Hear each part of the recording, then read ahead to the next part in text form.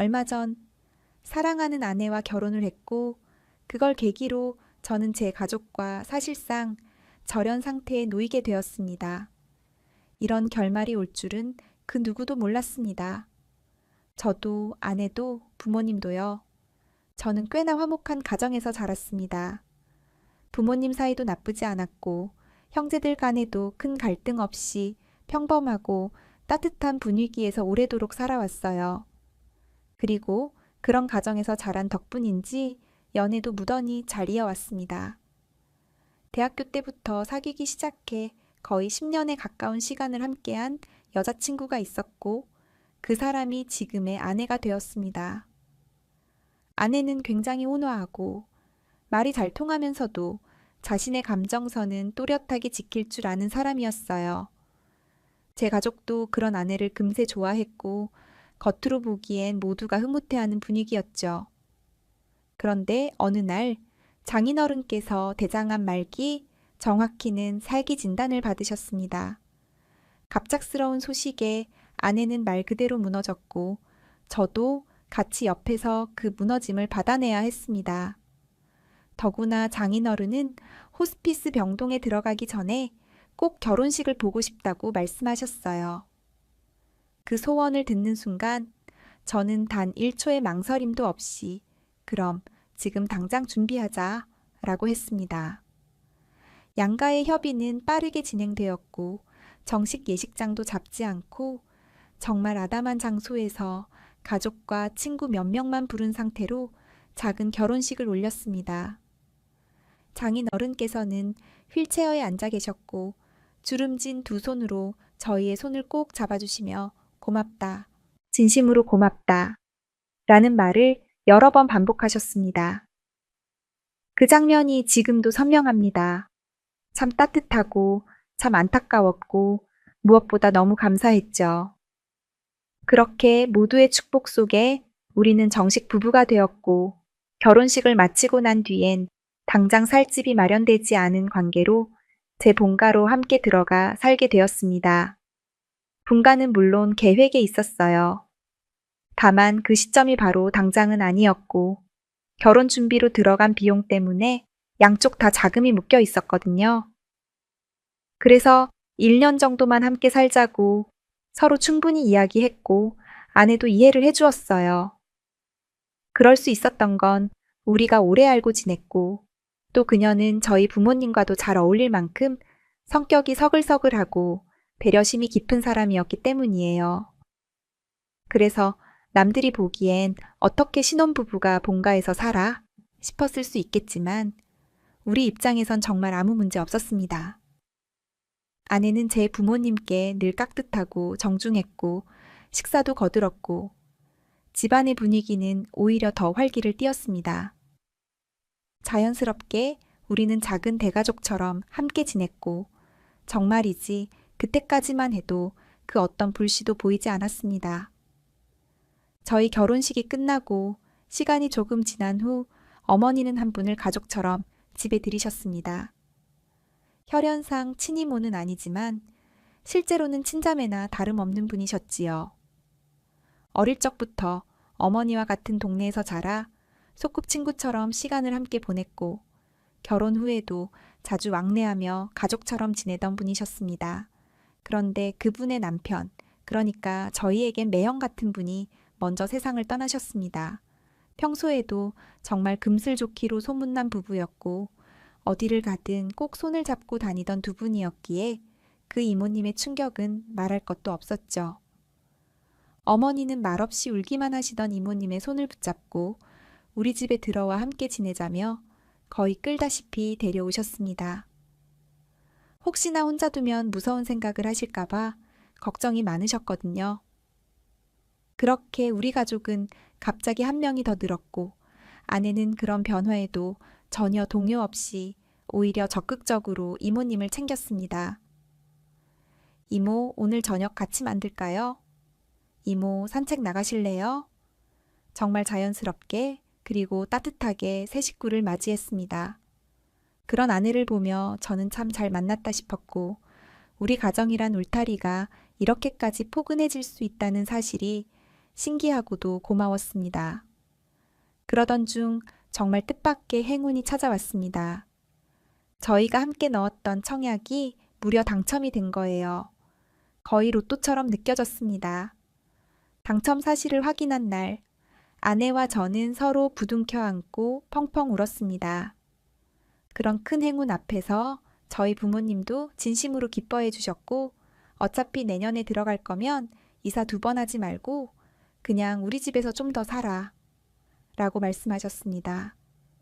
저희도 굳이 괜히 이사비 드리고 고생할 필요가 없겠다 싶어서 감사한 마음으로 본가에 머물기로 했고, 그렇게 살다 보니 어느덧 3년 반이란 시간이 흘렀습니다. 모든 게 순조로웠습니다. 서로를 아끼는 마음도, 식구 간의 정서도 따뜻했고, 아이만 생기면 정말 완벽할 것 같은 그런 나날이 이어졌습니다. 그런데 그 모든 일상이 무너지기 시작한 건 너무나도 갑작스럽고 너무나도 믿기지 않는 한 통의 전화 때문이었습니다. 그날도 저는 평소처럼 회사에서 일을 하고 있었어요.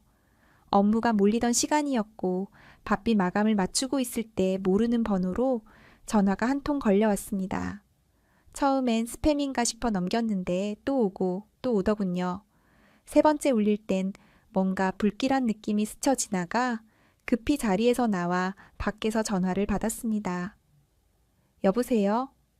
김수희 씨, 남편 되시는 분 맞으세요? 지금 아내분께서 사고를 당하셔서 병원 응급실로 이송되셨습니다.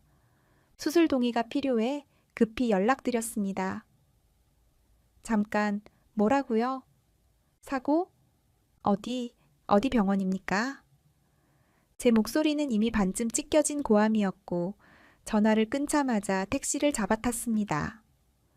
숨이 가빠오고 손이 떨리고 시간은 왜 그리도 느리게 가는지 세상이 멈춘 듯한 기분이었어요. 병원에 도착해 응급실로 뛰어가니 제 눈앞에 펼쳐진 광경은 차마 믿기 힘든 모습이었습니다. 그렇게 탐스럽고 예쁘던 아내의 검은 머리카락이 핏물에 젖어 흉하게 이마에 들러붙어 있었고 하얀 시트 위로 번진 선혈이 마치 제 뇌를 그대로 멈춰버리게 했습니다. 정신이 아득했습니다. 가디건 하나 덜렁 걸친 차에 속옷도 제대로 안 입고 있었고 단정하고 고운 그녀의 모습은 사라진 지 오래, 정말 처참하다 싶을 정도로 상처투성이의 얼굴로 누워 있었습니다. 간호사가 동의서에 서명해 달라고 하기에 눈에 보이지도 않는 종이에 정신없이 사인을 했습니다. 그리고 들은 사고 내용은 차라리 거짓말이길 바랄 정도로 터무니없고 말도 안 되는 이야기였습니다. 사고 원인은 참 단순했습니다. 집에서 평소처럼 샤워를 마치고 물기를 닦으려다 그만 비누를 밟고 미끄러진 거라고 하더군요. 세상에나 그렇게 별것 아닌 이유로 사람 인생이 송두리째 바뀔 수 있다니 어쩌면 그 평범함이 더 잔인하게 느껴졌습니다. 아내는 뒤로 넘어지면서 그대로 욕실병이에 머리를 세게 부딪혔고 그 반동으로 다시 바닥 타일에 측두부가 찢기며 쓰러졌다고 했습니다. 깨진 타일, 떨어진 물컵, 피로 젖은 수건들 사이에 그녀는 한동안 의식 없이 누워 있었다더군요. 도착한 벨시구 구조대가 피보다 더 문제였던 건 뇌출혈이라고 말했습니다. 출혈량도 많았지만 뇌부종이 심하게 진행되고 있어서 곧바로 개두술, 그러니까 머리를 절개해 뇌압을 낮춰야 한다고 하더군요. 사인하며 손이 떨렸습니다. 이게 뭔가, 이게 왜? 아직 아내와 웃으며 나눈 아침 대화가 기억에 생생한데 이제 와 그녀의 머리를 열어야 한다니 현실감이 전혀 없었습니다. 그렇게 길고 고된 수술이 끝나고 중환자실 밖으로 나왔을 땐 주먹만 한 손뭉치가 가슴을 누르는 기분이었습니다. 살아는 있지만 그건 우리가 흔히 말하는 식물인간 상태였습니다. 자, 그 다음부터는 말 그대로 지옥이었습니다. 대학병원 입원비는 생각보다 훨씬 빨리 바닥을 보였고 병원 측에서도 병실을 오래 점유할 수 없다며 이제 요양병원으로 가야 한다고 통보했습니다. 요양병원 이름은 온화해 보이지만 그곳은 사람을 낫게 하는 곳이 아니라 숨만 붙여놓는 곳이라는 걸 직접 경험하면서 뼈저리게 알게 됐습니다. 매일 요양병원으로 찾아갔습니다. 낡고해진 이불 한 장 아래 움직이지도 못하고 누워있는 아내를 보면 참을 수 없는 감정이 목끝까지 치밀어 올랐습니다. 그 애처로운 마른 손을 잡고 제가 할 수 있는 거라고는 젖은 수건으로 그녀의 몸을 닦아주는 일뿐이었습니다. 말도 안 되는 말이지만 속으로는 그런 생각도 들더군요. 차라리 그날 그대로 떠났다면 내가 이렇게 매일 찢어지게 살지는 않았을 텐데. 그랬다면 내가 따라가기라도 할 수 있었을 텐데. 그런 말도 안 되는 생각을 머릿속에서 밀어내면서도 결국 입 밖으로 비슷한 말을 중얼거리게 됐습니다. 차라리 죽지 그랬냐. 그럼 내가 따라라도 가지. 제정신이 아니었던 거죠. 사랑하는 사람을 눈앞에 두고도 죽음을 바라는 이 기괴한 모순이 저를 하루에도 수십 번씩 갈기갈기 찢었습니다. 간병비는 하루하루 누적되었고 한 달에 수백만 원이 우습게 나갔습니다. 결국 모아뒀던 돈으로는 도저히 감당이 안 되어 퇴근 후 새벽까지 투잡 삼아 사업 비슷한 일을 시작했지요. 그런데 참 사람 인생이라는 게 이런 건지 모르겠습니다. 재수가 없는 건지 아니면 어쩌면 운이라는 이름의 변덕이 조금쯤 미안했던 건지. 그 일이 기가 막히게 잘 풀렸습니다. 생각 이상으로 매출이 올라 제법 큰 돈이 생겼고 회사도 그만두고 전업 간병인처럼 아내 곁에만 매달렸습니다. 비워진 자리 위에 다시 그려지는 부부의 삶은 없었지만 전 기다렸습니다. 언제든 아내가 눈을 뜰 수 있을 거라고 단 하루도 의심하지 않았습니다. 그렇게 시간이 흘렀고 청약 당첨된 아파트는 공정률이 점점 올라가 실제 입주 일정도 잡혔습니다. 그 집은 우리가 함께 살려고 준비했던 우리의 미래였는데 이젠 저 혼자 짐을 들고 들어가야 하는 공간이 되어 있었습니다. 그런 어느 날이었습니다. 익숙한 병실 냄새, 낯설지 않은 모니터 소리, 습관처럼 아내의 손을 닦던 그 순간 갑자기 여보, 그녀의 입이 희미하게 움직이기 시작했습니다. 정신이 들어? 수희야, 너 지금 나 들리니? 그리고 아주 작고 숨처럼 연한 목소리로 그토록 그리웠던 한마디가 흘러나왔습니다. 응. 그 짧은 두 음절에 그동안의 고통, 좌절, 분노, 미련이 전부 무너져 내리는 기분이었습니다. 정말 세상이 멈추는 줄 알았습니다. 최근 아내가 가끔씩 눈을 뜨는 일이 있었기에 내심 혹시 하는 마음이 들기도 했습니다. 하지만 그때마다 의사들은 단순한 반사작용일 뿐입니다. 라며 선 긋듯 말하곤 했습니다. 그래서 또 괜한 희망만 부풀려선 안 되겠다 다짐하곤 마음을 내려놨지요. 그런데 그날은 달랐습니다. 정말 달랐습니다. 입술이 조금씩 움직이더니 말을 했습니다. 정확하게 제 말을 알아듣고 대답을 했습니다. 눈동자가 제 얼굴을 따라오고 입꼬리가 살짝 올라가는 걸 보며 속으로 외쳤습니다. 이건 꿈이 아니다. 이건 진짜다. 정신을 차린 아내를 본 순간 숨이 멎는 줄 알았습니다. 정말 하늘이 기적이란 걸 내게도 베풀어 준 거라는 확신이 들었습니다. 의사들도 믿기지 않는다는 표정으로 연신 MRI를 다시 찍어보고 의식 회복 테스트를 반복했습니다. 그 결과는 똑같았습니다. 회복세가 아주 좋습니다. 이건 기적입니다. 병원을 옮겨야겠다는 판단이 섰습니다. 더 전문적인 재활 치료를 위해 바로 대학병원으로 다시 전원 요청을 했고 입원 수속을 밟았습니다. 재입원한 첫날 아내는 휠체어에 앉혀진 채에 작은 손가락을 까딱이며 처음으로 제 손을 꼭 잡았습니다. 그 따뜻한 천이 저를 산산히 부셔놓았습니다. 내 손을 저렇게 말라있던 그 손이 이렇게 힘있게 잡을 수 있다는 게 믿기지 않았습니다. 재활이 시작되자 아내의 회복 속도는 정말 눈부셨습니다. 3년 가까이 누워 있었던 몸은 근육이 다 빠져 손 하나 드는 것도 힘겨웠지만 그래도 조금씩 숟가락을 들어 올리고 제 말을 느리지만 따라하려 하고 말끝마다 작은 미소를 지었습니다. 그 모습이 어찌나 감사하고 귀하던지 병실에서 하루에도 수십 번씩 눈물을 훔쳐야 했습니다. 아내는 3년이 지났다는 말에 믿기지 않는 듯 눈을 번득였고 어떤 감정인지 알 수 없는 그윽하고도 슬픈 눈빛으로 창밖을 오래 바라보았습니다. 하루하루 아내는 작은 승리를 이뤄냈습니다.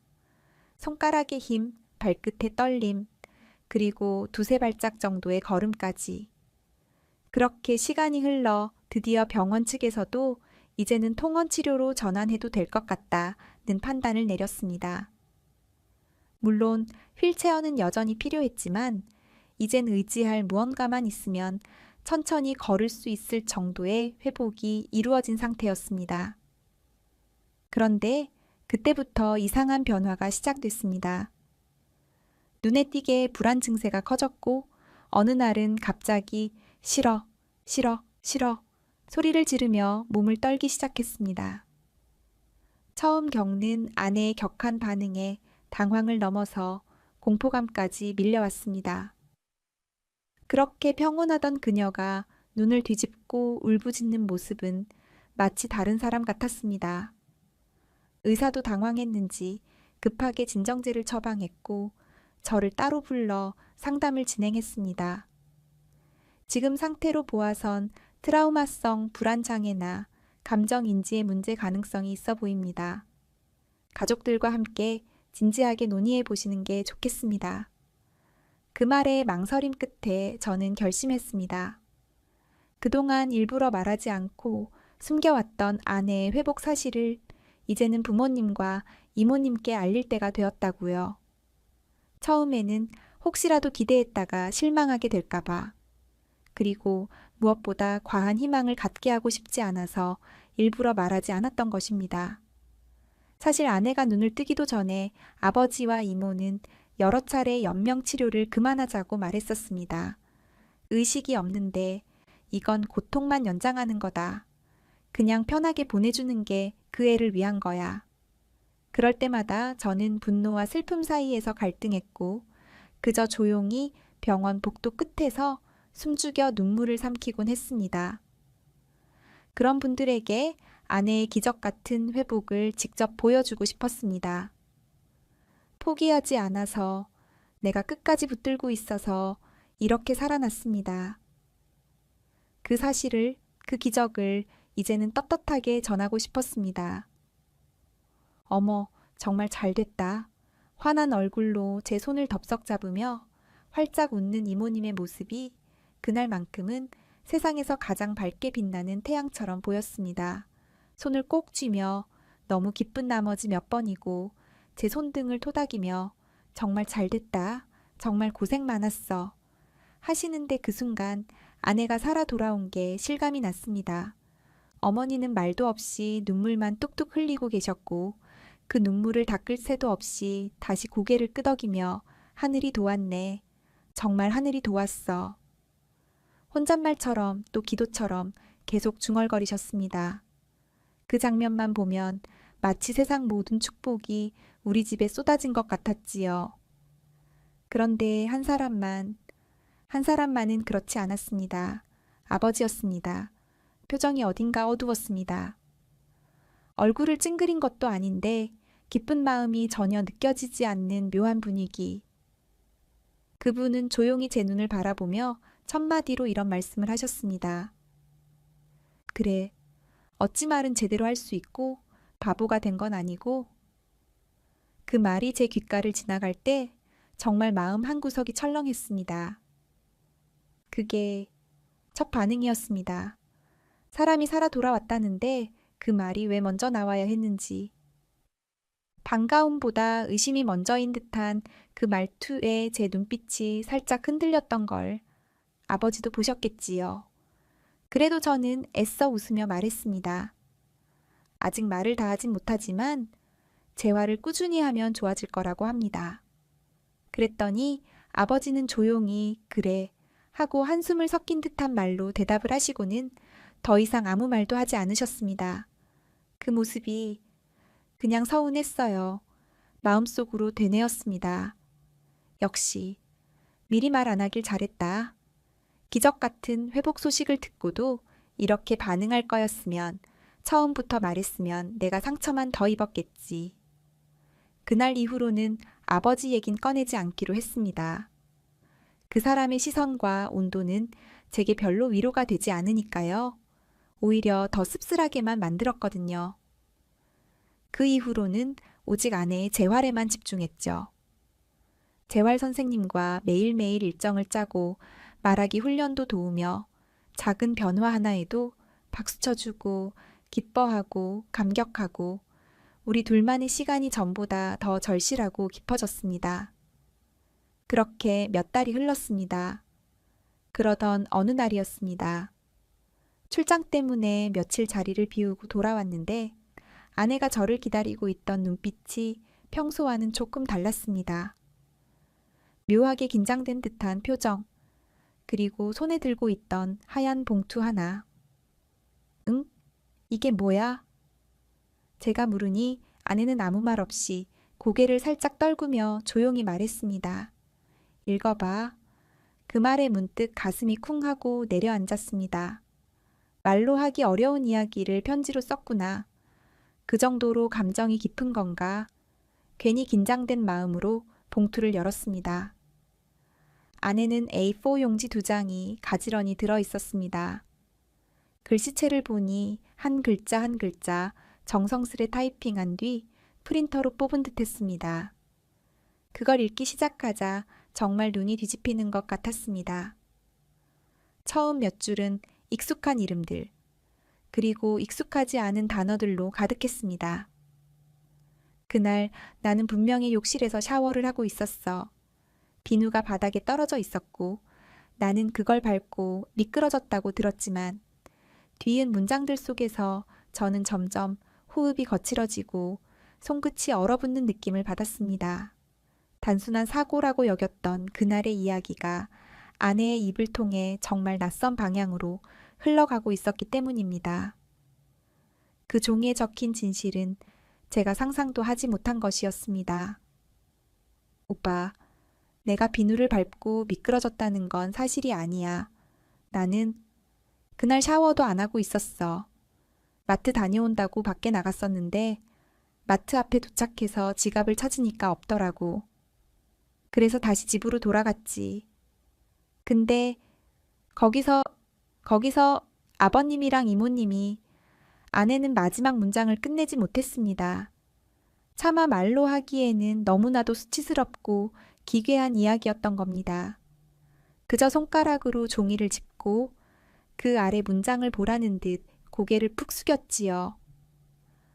아버님이랑 이모님이 거실에서 벌거벗은 채 해서는 안 될 짓을 하고 계셨어. 그 문장을 읽는 순간 제 눈앞에서 뭔가가 와장창 부서지는 소리가 들리는 것 같았습니다. 비현실적이라는 말도 모자랄 정도였습니다. 손이 저절로 덜덜 떨렸습니다. 내가 알던 아버지가 아닌 것 같았습니다. 그토록 엄격하고 무뚝뚝하면서도 그래도 속정 깊은 분이라고 믿고 있던 그분이 이모님과 그 충격이 뇌를 관통하면서 저는 잠시 호흡을 멈춘 줄도 몰랐습니다. 입을 다물지도 못하고 종이만 멍하니 바라보다가 조금 뒤에야 간신히 정신을 차리고 아내를 봤습니다. 와이프는 제 반응이 무서웠는지 눈동자를 자꾸만 아래로 깔며 조심스럽게 종이의 다음 장을 넘겼습니다. 그 손끝도 손가락 마디마저도 바들바들 떨리고 있었죠. 나 너무 놀라서 뒷걸음질 쳤어. 진짜 무슨 귀신 본 것처럼 숨도 제대로 못 쉬고 그냥 현관 밖으로 뛰쳐나왔어. 그리고 오빠한테 전화하려고 번호를 누르고 있었는데 그때 기억이 끊겼어. 어렴풋이 누가 내 등을 밀치는 느낌이었고, 정말 욕실? 아니야. 나 그날 샤워 안 했어. 우리 집 계단? 거기에서 넘어진 것 같아. 솔직히, 나 진짜로 아버님 같아. 글을 읽는데 말 그대로 눈이 핑 돌았습니다. 이건 도저히 웃으며 넘길 수 있는 가정의 해프닝이 아니었습니다. 정말이지 막장 드라마도 이 정도는 쓰지 않겠구나 싶은 수준이었죠. 아내는 종이를 내려놓고는 한동안 멍하니 허공을 보다가 갑자기 아버님이 그랬어. 흑흑 하면서 가슴을 치며 엉엉 울기 시작했습니다. 그 모습에 저도 그대로 무너졌습니다. 이 사람이 얼마나 겁에 질린 채 이 기억을 붙잡고 있었을지 생각하니 가슴이 미어졌습니다. 그리고 동시에 나는 그 무서운 집으로 이 사람을 다시 보내려고 했던 건가, 그렇게 무심하게 들춰봤던 건 아닌가 싶어서 정말 눈앞이 캄캄해졌습니다. 미안하다. 정말 미안하다. 진짜로. 제 입에서 그 말밖에 나오지 않았습니다. 와이프는 제 말에 고개를 마구 흔들며 흑흑, 나 집에 못 가. 진짜 못 가. 하며 소리 없이 울었습니다. 하얀 얼굴, 앙상한 어깨, 그날 이후로 살아만 있는 줄 알았던 이 여자가 그동안 꾹꾹 눌러 담은 공포를 비로소 꺼낸 겁니다. 저는 그 말을 끝까지 들어주고는 말없이 자리에서 일어났습니다. 아내를 위로해 줄 수 있는 말을 그때는 도저히 찾을 수 없었습니다. 머릿속이 하얘지고 생각이라는 게 들지 않았습니다. 무겁게 현관문을 나서고 병원 복도를 걸어 나오면서도 아직 믿기지 않았습니다. 그 아버지가 내 아내를 밀었다고? 그것도 불륜 현장을 들킨 것 때문에? 사실 그 순간부터는 사실 여부를 밝히는 게 중요한 게 아니었습니다. 믿고 싶지 않아도 믿어지는 이야기. 그게 아내의 편지였고 그 진심이었습니다. 아내는 거짓을 꾸며낼 사람이 아닙니다. 그리고 상식적인 사람이었다면 이런 일 절대 상상조차 하지 못할 이야기입니다. 그렇게 밖으로 나온 저는 온몸에 식은땀이 맺힌 채 아무 말 없이 벽에 등을 기대었습니다. 저는 지금 어디서부터 무엇을 잘못한 걸까요? 마음을 굳혔습니다. 이대로 덮을 생각도 참을 생각도 없었습니다. 아내가 저렇게 무너져 있는데 내가 왜 가만히 있어야 하나 싶더군요. 숨을 가쁘게 몰아쉬며 집으로 뛰어갔습니다. 머릿속은 하얗고 무언가 하나가 부서진 듯한 기분이 들었습니다. 더는 기다릴 이유도 없고 돌이킬 생각도 없었습니다. 현관문 앞에 서서 단 한 번 망설였습니다. 그러다 이내 쾅 하고 문을 벌컥 열었습니다. 거실로 발을 들이밀었을 때 눈앞에 보인 광경에 내 온몸이 뒤집어지는 듯 했습니다. 이모라는 여자가 거실에 앉아 사과를 곱게 깎고 있었습니다. 작은 칼을 정성스럽게 움직이며 하나하나 접시에 담더니 아버지 앞에 슬며시 내미는 모습이었습니다. 여기요, 아버님. 따끈한 차도 곧 가져올게요. 정말이지 부부가 따로 없었습니다. 누가 보면 함께 늙어가는 부부 그 자체였지요. 그 순간 제 눈에 씌웠던 모든 미련이 사라졌습니다. 지금까지 내가 얼마나 바보같이 속아 살았는지 어이가 없을 지경이었습니다. 짐승 새끼도 아니고 진짜 미치셨습니까? 폭발하듯 소리쳤습니다. 그 소리는 지금껏 내가 삼켜왔던 울분과 수치, 아내의 고통, 그리고 내 인생 전체에 대한 분노였습니다. 내 앞에 놓여있던 과일 접시를 잇는 힘껏 집어들어 아버지 앞에 던졌습니다. 사과 조각들이 바닥에 산산조각이 나고 깨진 접시 조각이 뒹굴었습니다. 아버지는 벌떡 일어났고 이모는 갑자기 얼굴이 새하얘졌습니다. 야, 너 지금 뭐 하는 짓이야? 지금 뭐 하냐고요? 지금이라도 이딴 집안 다 박살내러 왔습니다. 그때 방 안에서 엄마가 달려 나오셨습니다. 놀란 표정으로 저를 바라보시더니 무슨 일이야? 예, 무슨 일이야? 하고 묻더군요. 그 앞에 A4 용지 2장을 꺼내어 그대로 바닥에 던졌습니다. 엄마도 정신 차려요. 엄마가 그렇게 불쌍하다고 받아들였던 이 여자랑 아버지란 인간이 무슨 짓을 했는지 똑똑히 보라고요. 엄마는 잠시 얼어붙은 듯 종이를 바라보다가 손을 덜덜 떨면서 그것을 집어들었습니다. 그리고 한 줄, 2줄 읽어 내려가더니 이내 입을 막고 헉 하는 신음을 내뱉었습니다. 이게 뭐야? 그 순간 엄마가 천천히 고개를 들고 그 여자 앞에 섰습니다. 그리고 말없이 손을 올리더니 정말 세차게 매섭게 그녀의 뺨을 올려붙이셨습니다. 악! 그 여자가 괴성을 질렀고 온 집안에 그녀의 비명이 울렸습니다. 미친 X! 죽은 제부한테 미안하지도 않아? 엄마의 목소리는 흔들림도 없고 처절하게 분노로 가득 차 있었습니다. 네가 대체 어떤 인간이야? 내가 널 얼마나 불쌍하게 여겼는데 그렇게 죽은 남편 두고 우리 집에 들어와서는 내 남편을 그것도 내 아들 며느리 앞에서 엄마는 울부짖듯 외쳤습니다. 그 목소리에 그 여자는 뒷걸음질을 치며 입을 다물지 못하고 쩔쩔맸습니다. 언니 오해예요. 난 그런 뜻 아니었어요.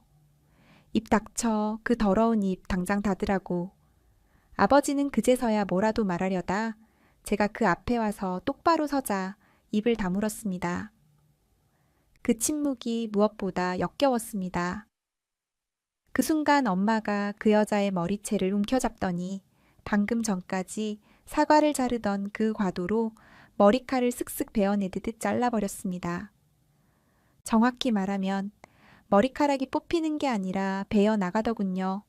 어깨까지 내려오던 긴 머리카락이 바닥으로 쏟아지고 그 여자 입에서는 뭔가 짐승 같은 울음소리가 새어나왔습니다. 악, 언니 제정신이야? 왜 이래? 내가 미친년이지. 미친년이니까 널 사람처럼 대해줬지. 엄마가 이를 악물며 말하셨습니다. 그리고 아버지를 노려보셨습니다. 그 눈빛. 차라리 칼을 드셨다면 낫겠다고 생각될 정도의 분노였습니다.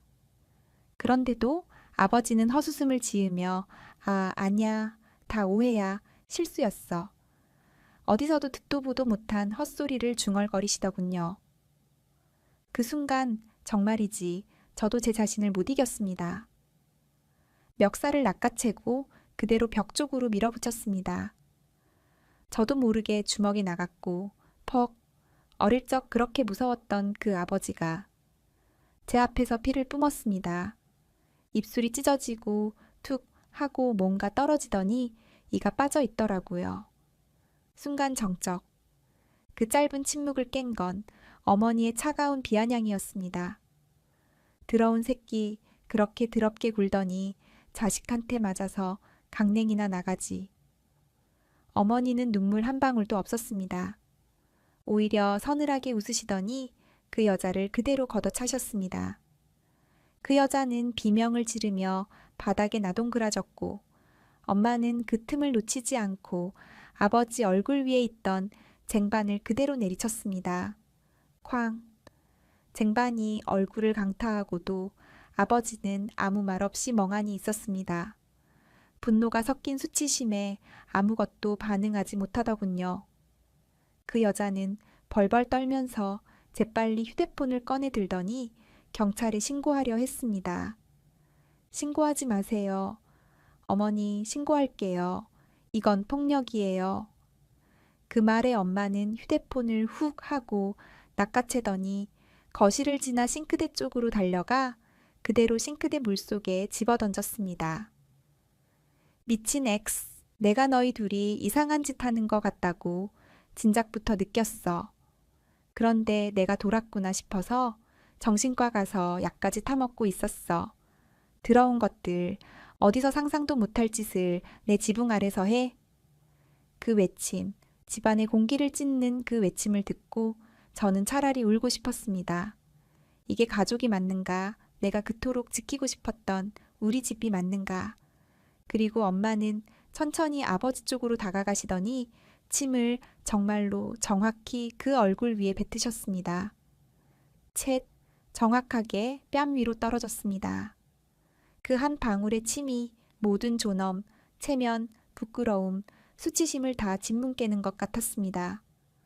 그러고는 저를 향해 돌아서서 제 손을 꽉 잡으시더니 말하셨습니다. 우리 며느리 보러 가자. 내가 저것들 눈치 본다고 지금까지 그 아이 병구안도 제대로 못하고 살았어. 이제 내가 갈게. 이제부터는 내가 지켜줄게. 엄마의 손은 뜨겁고 단단했습니다. 그 손을 잡고 저는 문을 나섰습니다. 그리고 그날 이후 저는 진짜 가족이 누군지를 처음 알게 되었습니다. 그렇게 어머니와 저, 그리고 아내는 어쩌면 이제야 진짜 가족이라는 이름으로 같은 배를 타게 되었습니다. 서로의 상처를 더 이상 감추지 않기로 했고, 이제부터는 거짓 없이 마주보기로 한 겁니다. 어머니는 담담한 표정으로 말씀하셨습니다. 나 이혼할 거야. 변호사 좀 알아봐줘. 그 말의 순간 숨이 턱 막히는 느낌이었습니다. 제가 어릴 적부터 보아온 어머니는 늘 아버지에게 져주는 쪽이었습니다. 무뚝뚝한 말투에도 저 양반도 나름대로 고생하셨지 하며 늘 이해하려 하셨던 분이거든요. 그런데 그렇게 참고 참아오셨던 분이 이제는 담담하게 마치 기다렸다는 듯이 이혼하겠다는 말을 꺼내시는 걸 보니 정말 모든 게 끝났다는 실감이 났습니다. 그동안 내가 이상한 사람 취급받았잖아. 내가 뭔가 이상하게 생각한다고, 의심병 있다고, 그래서 내가 정신병 약까지 먹었어. 나도 내가 잘못된 줄 알았어. 근데 아니더라. 어머니의 눈동자는 더 이상 흔들리지 않았습니다. 사실 그 말씀이 가슴이 미어지도록 아프면서도 한편으론 다행이라는 생각도 들었습니다. 그동안 얼마나 괴로우셨을까 본인 손으로 직접 들추기 싫어서 그냥 무시하고 외면하고 심지어 스스로를 의심하기까지 하며 내가 이상한가 하셨을 그 시간들이 눈앞의 주마등처럼 스쳐 지나갔습니다. 시원하다. 이젠 확실하잖아. 이제부터는 나도 나 위에서 살 거야. 어머니가 허공을 보며 그렇게 말씀하셨을 때 그 옆에서 아내는 눈물만 글썽이며 조용히 고개를 끄덕였습니다. 그리고 어머니는 저희 부부에게 조용히 이렇게 말씀하셨습니다. 너희는 너희가 하고 싶은 대로 해. 그 인간이 내 와이프한테 한 짓 처벌하고 싶으면 그렇게 해. 나는 이제 그 인간하고 아무 상관없는 사람이 될 거니까. 그 말에 저는 또 한 번 마음이 무너졌습니다. 처음부터 아내의 회복에만 집중하고 싶었지만 어쩌면 이 일은 단순한 가정의 위기가 아니라 사람으로서 넘지 말아야 할 선을 넘은 범죄라는 사실을 절실히 실감했기 때문입니다. 지금 아내는 꾸준히 재활을 받고 있습니다. 하루하루 조금씩 달라지고 있습니다. 몸의 감각도 마음의 감정도 예전처럼 웃지는 않지만 저를 바라보는 눈에 살고 싶다 는 의지가 담겨 있다는 걸 느낍니다. 그 힘에 저도 버티고 있습니다. 그리고 언젠가 모든 진실을 밝히고 죗값을 치르게 만들기 위해 조용히 그리고 단단히 준비하고 있습니다. 우리 셋은 상처 속에서도 서로를 붙잡고 이제야 가족이 되어가는 중입니다.